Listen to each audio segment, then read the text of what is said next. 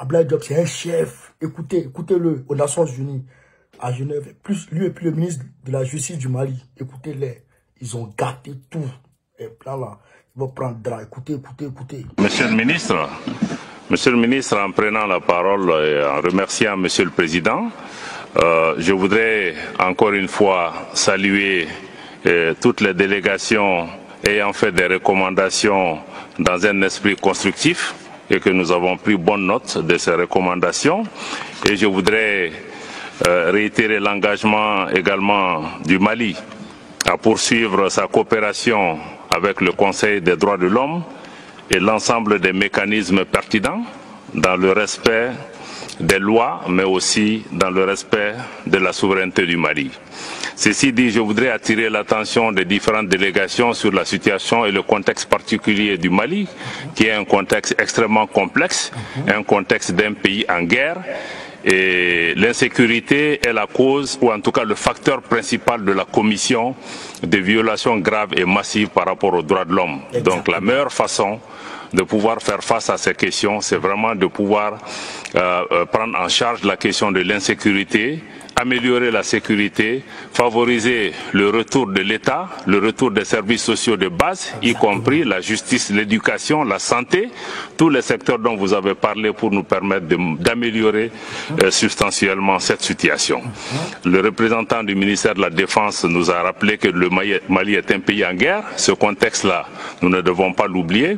Pays en guerre dû essentiellement à l'intervention en Libye en 2011 qui a créé ce contexte sécuritaire de déstabilisation de l'ensemble de la région. Et garder à l'esprit que l'effort international qui a été mis en place pour répondre à cette situation a été un échec. Aujourd'hui, le Mali est forcé de compter sur ses propres moyens et d'investir en conséquence pour pouvoir faire face à cette situation. Le Mali fait face à une juxtaposition de crises. Conflits intercommunautaires, lutte contre les groupes terroristes, qui bénéficient aussi de sponsors étrangers. Et l'ensemble de ces questions vraiment sont prises en charge aujourd'hui par l'État malien qui a décidé conformément à la volonté du président de la transition, le colonel Assimi Goïta, de renforcer substantiellement nos capacités de défense et de sécurité. En termes d'équipement, mais aussi en termes de formation. Et grâce à cela, la situation sur le terrain s'améliore. Je tiens à rappeler que les forces de défense et de sécurité, parce qu'il y a eu beaucoup de mises en cause dans cette salle, que les forces de défense et de sécurité du Mali opèrent en toute autonomie. Et que la coopération du Mali dans le domaine de la défense et de la sécurité se fait conformément aux normes internationales, notamment le droit international humanitaire et les droits de l'homme de façon générale. Donc les forces de défense et de sécurité du Mali enregistre aujourd'hui des succès importants qui nous permettent d'espérer une amélioration de la situation parce que beaucoup de nids terroristes ont été neutralisés. Il y a eu des démantèlements de sanctuaires terroristes, mais aussi il y a eu la reddition de beaucoup d'acteurs terroristes et nous comptons maintenir ce combat dans le plein respect des normes internationales. Ces progrès ont été rendus possibles aussi grâce à la diversification des partenaires. Excellences, mesdames et messieurs, cette diversification aujourd'hui, je le regrette profondément, nous vaut aussi l'instrumentalisation et la politisation des droits de l'homme qui devraient être évitées. Aujourd'hui, on a entendu aussi beaucoup de questions par rapport au processus de transition au niveau du Mali. Je voudrais encore une fois exprimer l'attachement du Mali au respect de ses engagements politiques, y compris le respect du calendrier de la transition, et pour pouvoir donner les assurances à ce niveau. Et il y a eu un chronogramme consensuel qui a été mis en place et aussi il y a un mécanisme de suivi du processus de transition auquel participent aussi les Nations Unies, la CEDEAO, l'Union africaine, une autorité indépendante de gestion des élections est aujourd'hui en charge de ce processus pour la crédibilité de ce processus-là. Donc je réitère encore une fois notre engagement par rapport au respect de cela. Il y a eu un léger glissement par rapport au calendrier du chronogramme et au calendrier du référendum, mais ceci est essentiellement dû à un souci d'inclusivité, mais aussi pour pouvoir donner la possibilité à tous les citoyens maliens de pouvoir voter dans la transparence. La distribution des cartes biométriques en cours pour une plus grande fiabilité du processus répond également de cette ambition et aussi de l'ambition d'éviter la fraude. Une nouvelle date sera fixée très rapidement par rapport à ça dès que l'organe unique de gestion des élections aura vraiment terminé ses consultations. En dernier lieu, je voudrais encore une fois réitérer l'engagement du Mali par rapport à la paix, notre engagement par rapport au processus de paix, à pouvoir travailler avec les frères et les sœurs des mouvements signataires de l'accord pour la paix et la réconciliation issu du processus d'Alger, et ce, malgré les difficultés du moment. Nous avons espoir que nous allons pouvoir nous retrouver pour pouvoir dessiner une entente entre Maliens et contribuer aussi à l'amélioration de la situation des droits de l'homme et du retour à la démocratie. Merci. Merci beaucoup, Monsieur l'ambassadeur. Excellence, Monsieur le Président, Excellences, Mesdames et Messieurs. La République du Mali traverse depuis plus d'une décennie une crise multidimensionnelle qui lui a été imposée ainsi qu'à l'ensemble de la région du Sahel suite à l'intervention militaire en Libye. Il est toutefois heureux de constater que cette situation n'a entamé ni la volonté de mon pays, ni altéré son engagement à continuer d'apporter sa pierre à la construction du droit international des droits de l'homme. Un engagement qui tire sa source de la charte de Kourkanfouga ou charte du Mandé, proclamée au début du XIIIe siècle et inscrite depuis 2009 sur la liste représentative du patrimoine culturel immatériel de l'humanité par l'UNESCO.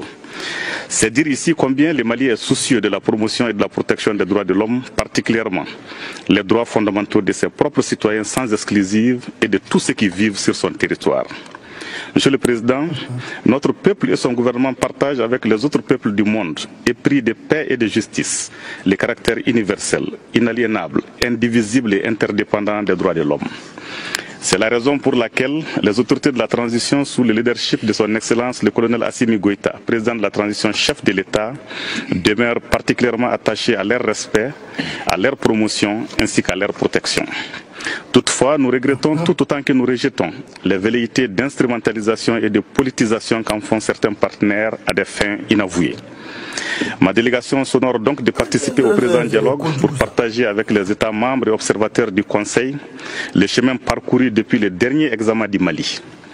Auparavant, je voudrais rappeler que la présentation de notre rapport national au titre du 4e cycle de l'examen périodique universel intervient dans un contexte marqué au plan national par la transition politique amorcée en 2020, le processus en cours de réformes politiques et institutionnelles, mais également par les défis sécuritaires liés aux activités des groupes terroristes, en particulier au nord et au centre du pays.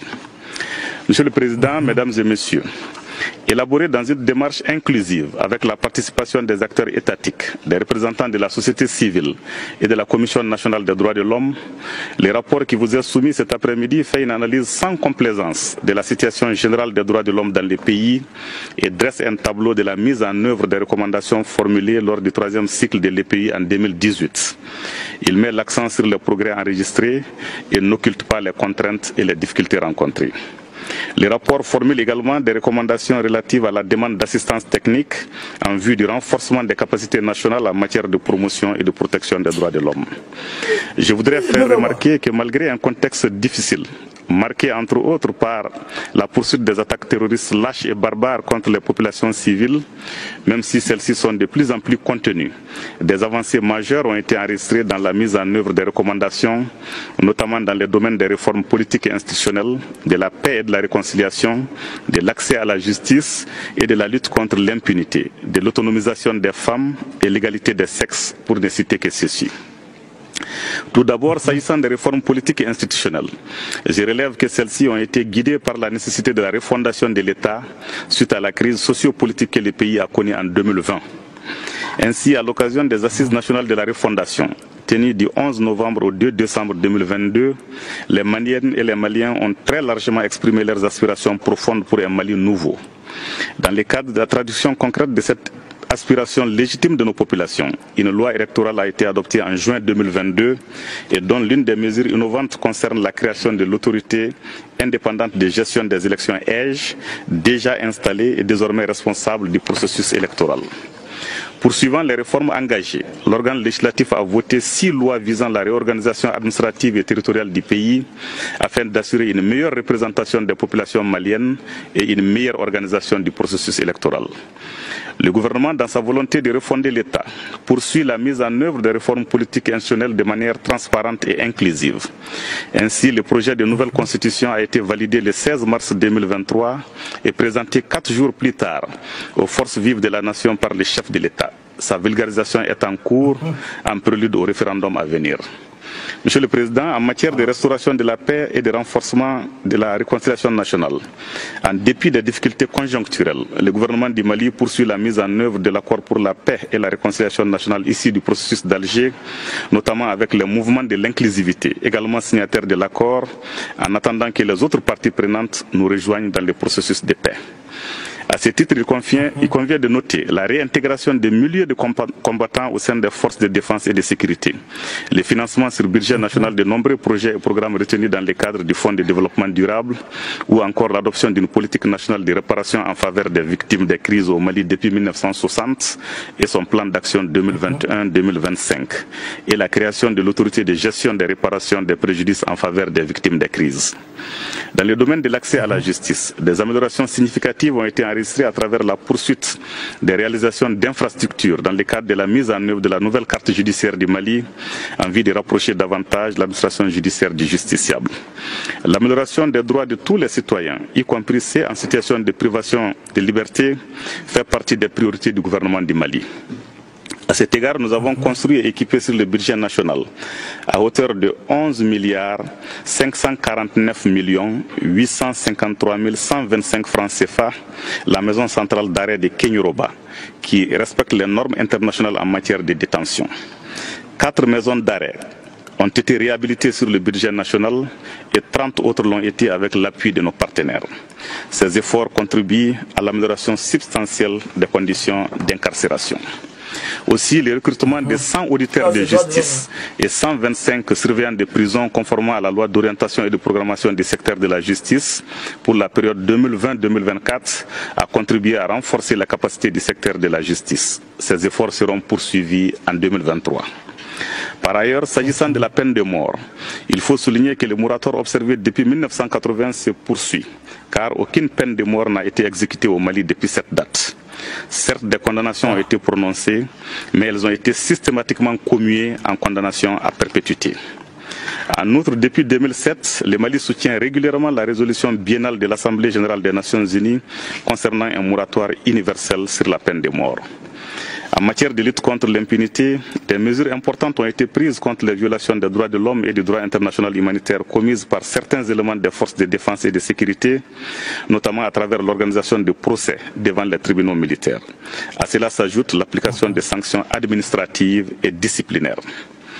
Le gouvernement a également le souci de poursuivre toute personne coupable de crimes contre les forces internationales au Mali, comme l'illustre la condamnation en janvier dernier d'une personne reconnue coupable de l'attaque ayant coûté la vie à 5 casques bleus et une personne civile le 22 janvier 2019. L'instruction et le jugement de beaucoup d'autres dossiers de violation se poursuivent à travers notamment l'organisation de sessions spéciales d'assises consacrées aux violations graves des droits de l'homme. Dans les domaines de l'autonomisation des femmes et l'égalité des sexes, les efforts considérables déployés par le gouvernement, conformément à la loi instituant des mesures pour promouvoir les genres dans l'accès aux fonctions nominatives et électives, adoptées en 2015, ont notamment permis d'améliorer la représentativité des femmes. Ainsi, la proportion des femmes membres du Parlement est passée de 9,52% en 2013 à 28,57% en 2020. En matière d'élaboration des rapports et de suivi des recommandations des organes de traité, le comité interministériel d'appui à l'élaboration des rapports initiaux et périodiques de mise en œuvre des conventions internationales ratifiées par le Mali, mise en place depuis 2009, poursuit son travail et a procédé à l'élaboration de plusieurs rapports devant être soumis aux différents comités. Dans le même ordre d'idée, la création en février 2023 de la Direction nationale des droits de l'homme, chargée d'exécuter les missions de l'État en matière de protection et de promotion des droits de l'homme, traduit la ferme volonté des plus hautes autorités de la transition d'œuvrer pour la promotion et la protection des droits de l'homme au Mali. Cette direction contribuera à améliorer davantage le processus d'élaboration des rapports ainsi que le suivi et la mise en œuvre des recommandations des organes des traités. Monsieur le Président, Mesdames et Messieurs, il me paraît important de rappeler à ce stade que l'insécurité et les activités des groupes terroristes demeurent le premier et principal facteur de violation des droits de l'homme au Mali. Dès lors, il devient impérieux que toutes les actions, aussi bien des autorités nationales que de la communauté internationale, soient orientées vers le rétablissement de la paix et de la sécurité, notamment à travers la réduction significative des capacités de nuisance de ces groupes au Mali comme dans la sous-région. J'ai saisi cette occasion pour saluer au nom du gouvernement du Mali les efforts importants déployés par la communauté internationale pour aider mon pays à sortir de la crise multidimensionnelle qu'il connaît depuis 2012. Nous restons ouverts à tout partenariat international, sous réserve de leur conformité aux principes qui guident désormais l'action publique au Mali, à savoir le respect de la souveraineté du Mali, le respect des choix stratégiques et des partenaires opérés par le Mali et la prise en compte des intérêts vitaux du peuple malien dans les prises de décision. Je voudrais conclure en saluant la qualité de la collaboration du gouvernement du Mali avec les Nations Unies et ses différents mécanismes en matière de droits de l'homme. Mon pays reste disposé à coopérer pleinement avec l'ensemble des procédures spéciales, mais demeure toutefois attentif au caractère impartial et objectif des rapports qu'ils produisent dans le cadre de leur mandat. Le Mali réitère enfin son attachement et son soutien au processus de l'examen périodique universel dont le but reste l'amélioration de la situation des droits de l'homme à travers le monde. Je vous remercie de votre aimable attention. Camarades, voilà, donc vous venez d'écouter les deux personnalités qu'il faut à la place qu'il faut. Abdoulaye Diop, diplomate chevronné, calé, intellectuel de son état, frère, expérimenté, le meilleur, presque en Afrique. Il n'y a pas son deux en Europe, ni en Amérique. Abdoulaye Diop, c'est le meilleur diplomate aujourd'hui. Après Sergei Lavrov, c'est Abdoulaye Diop qui vient dans le monde. Il n'y a pas son deux, ni en Europe. Les Ouaouara et Macron, là, ils ne peuvent pas se rater devant lui. C'est un 10, c'est un champion, c'est un champi. Quand vous le voyez là, vous savez que lui là, il est né pour la diplomatie. Il n'a rien à voir avec les Ouaouara ici là. Il n'y a pas son deux en Europe. Je lève ma main. Il n'y a pas un diplomate qui arrive à la cheville d'Abdoulaye Diop en Europe. Il n'y en a pas. Ça n'existe pas. Et le ministre, frère, de la justice et des droits de l'homme, Mamadou Kassougué, vous avez vu leur intervention. Vous avez vu comment les deux personnalités là, ils ont détaillé. Vous avez vu comment... Mais ils ont parlé de diplomatie. Moi, je vais Ouaouara. Mais là, Ouaouara, quoi. On va, regarder. On va étaler. Puis on va jazzer. Et puis on va voir clair dedans. Puis on va décoter. Depuis au temps de Aboubakary II, depuis au temps de l'empereur Aboubakary II, grand frère de Mansa Moussa, depuis à son temps là, la constitution malienne qui défend le droit de l'homme là, ça là, ça existait. Donc ils sont venus avec ça pour venir présenter, pour dire que nous là, on connaît le droit de l'homme depuis 1200 quelque chose là-bas. Depuis au début du 13e siècle. Ton papa, vous qui êtes là, vos grands-pères n'étaient pas connus. Vos arrière-grands-pères n'étaient pas connus. Nous, au Mali, on avait déjà le droit de l'homme. Nous, on avait déjà le droit de l'homme. Nous, on connaissait déjà le droit de l'homme. Vous, vos grands-pères n'étaient pas connus. Les grands-pères des Ouaouara qui sont assis là, les grands-parents n'étaient pas connus. Le Mali connaissait le droit de l'homme. Ah, bata, crébé. C'est ça, ils sont allés dire. Et puis, il y a un aspect qu'ils ont évoqué. C'est quoi? Ils disent, au lieu de se focaliser sur les conséquences, parler de droits de l'homme, cherchez toujours à parler de droits de l'homme, cherchez toujours les poux dans la tête des papous pour parler de droits de l'homme. Il faut d'abord chercher qu'est-ce qui a envoyé aujourd'hui les gens à violer le droit de l'homme au Mali. Qu'est-ce qui les a envoyés? Qu'est-ce qui a permis aux êtres humains de parler de violation des droits de l'homme au Mali aujourd'hui? Qu'est-ce qui a permis ça? En réalité, c'est l'intervention de l'OTAN en Libye qui a fait venir une vague de terroristes au Mali et qui a ouvert la barrière aux terroristes, à l'État islamique, au JNIM, à AQMI, au Wéré, de venir au Mali pour venir tuer les gens. Maintenant, au lieu de se focaliser sur la cause, sur les conséquences, il faut chercher à résoudre les causes.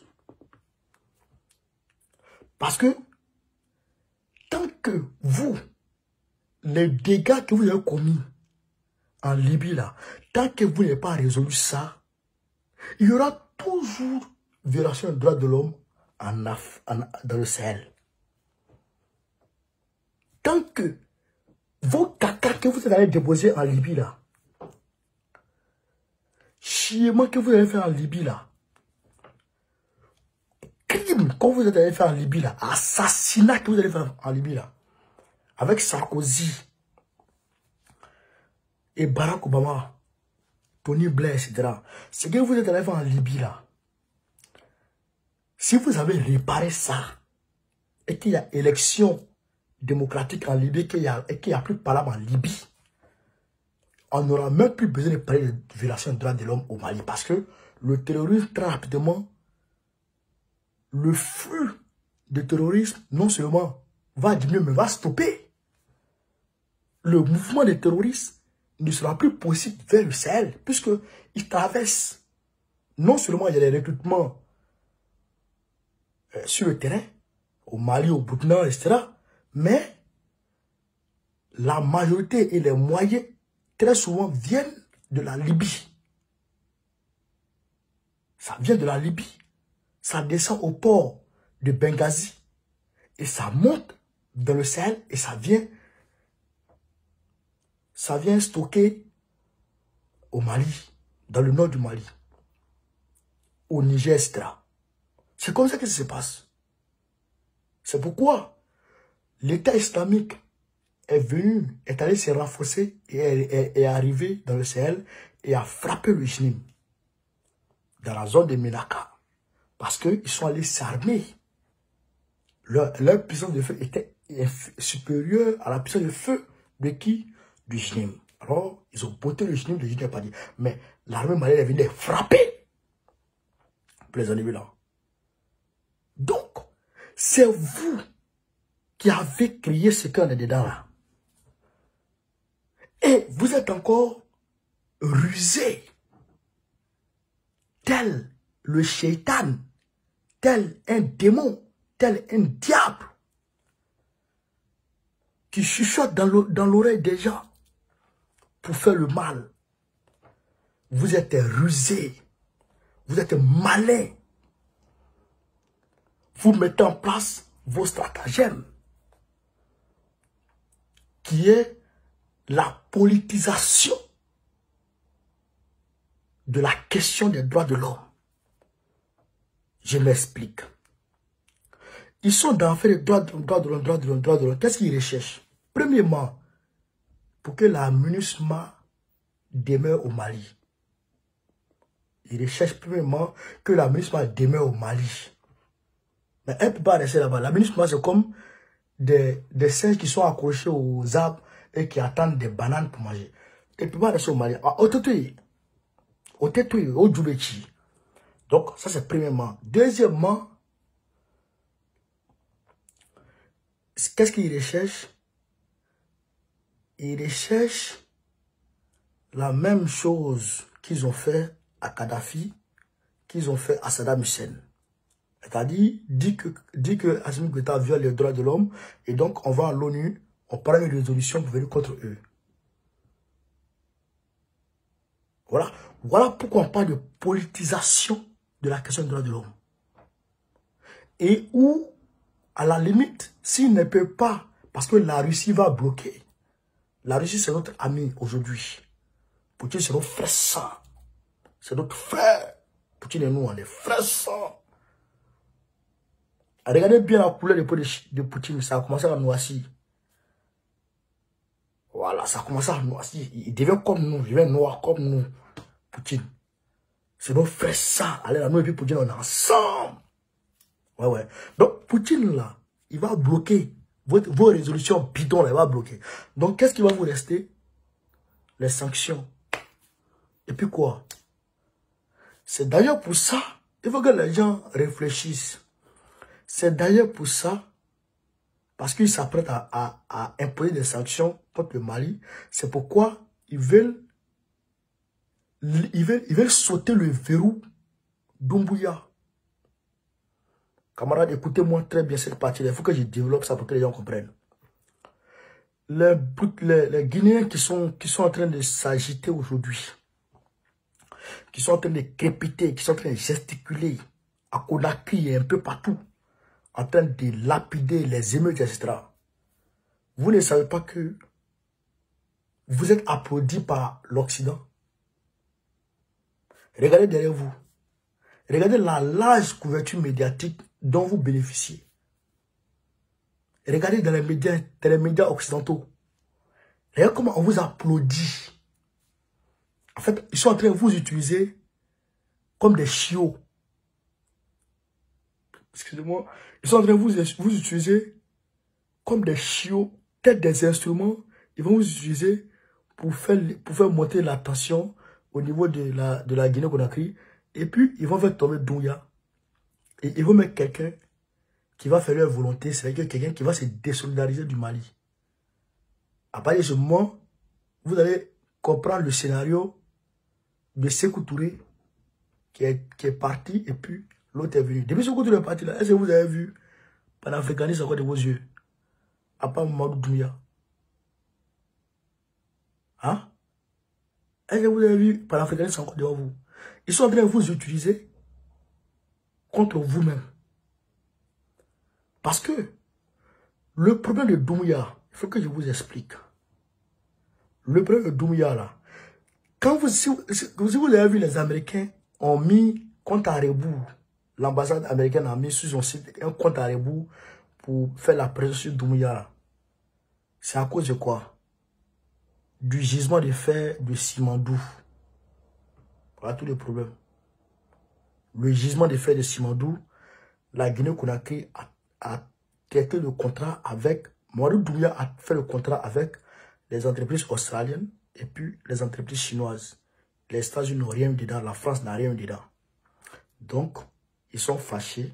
Il faut que Mamadou Doumbouya saute. Deuxième facteur, pourquoi les États-Unis sont fâchés contre Mamadou Doumbouya? Parce qu'en réalité, les États-Unis et puis la France, d'ailleurs, parce qu'en réalité, Mamadou Doumbouya a sauvé le Mali. C'est Dieu qui sauve, mais il passe par l'homme pour le faire. Il est passé par Mamadou Doumbouya pour sauver le Mali du chaos, de la honte que les gens voulaient leur imposer. Parce que le Mali est une terre bénie. Alors, quiconque est béni ne peut jamais connaître la honte de ses yeux. Alors, voilà pourquoi c'est gâté sur eux. Et donc, ils sont en train de tout faire pour faire tomber Mamadou Doumbouya.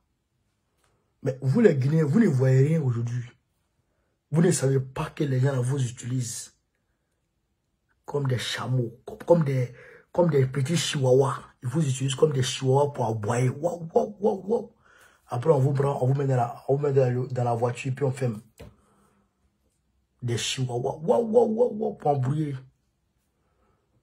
Force à Mamadou Doumbouya. Force à Mamadou Doumbouya. Force à Mamadou Doumbouya. Arrêtez, prenez conscience. Prenez conscience. Si vous ne prenez pas conscience, wallah, billahi, si vous restez dans vos clivages ethniques, restez dans l'affaire d'ethnie. Restez dans l'affaire d'ethnie. Vous n'avez rien compris. 4000 personnes qui ont été refoulées de l'Algérie. 4000 noirs. Il y a Guinéens, il y a Libériens, il y a Tchadiens, il y a quoi. Tout est dedans.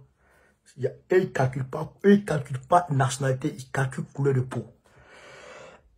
Nous sommes en Europe ici. Les Européens, là, ils ne calculent pas nationalité, ils calculent couleur de peau.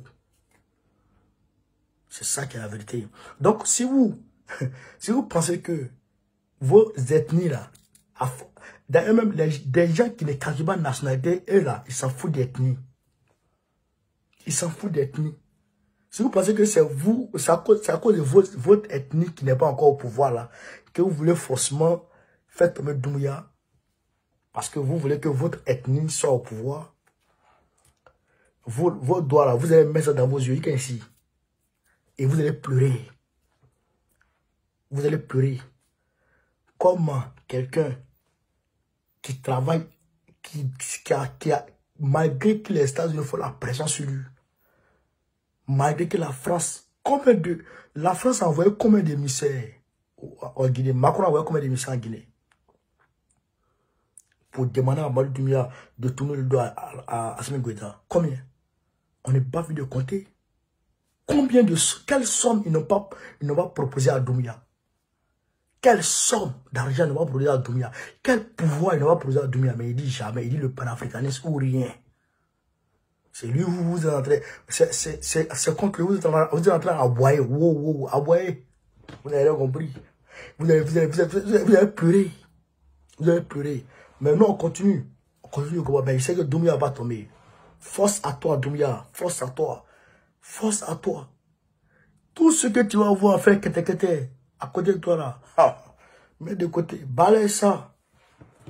Balaye ça. Demande aux Guinéens de se donner les mains et de s'aimer. Donc, voilà un peu pourquoi la politisation de la question des droits de l'homme. Ils cherchent par tous les moyens. Donc, il faut faire tomber Doumbouya, maintenant, sanctionner Assimi Goïta maintenant. C'est là que vous allez voir le vrai visage de l'Algérie, le vrai visage de la Mauritanie. Vous allez les voir. Si Doumbouya tombe, vous allez voir comment ils sont. Que Dieu nous en garde. Que Dieu protège Doumbouya, que Dieu protège Assimi Goïta, que Dieu protège tous nos panafricanistes. Ousmane Sonko, ça chauffe au Sénégal, on va parler de ça après. Au cours de la journée, on va parler de ça, Inch'Allah. Cette vidéo, je vous demande de la partager au maximum, de la mettre partout à travers le monde entier. On est ensemble, les gars. Ciao, ciao.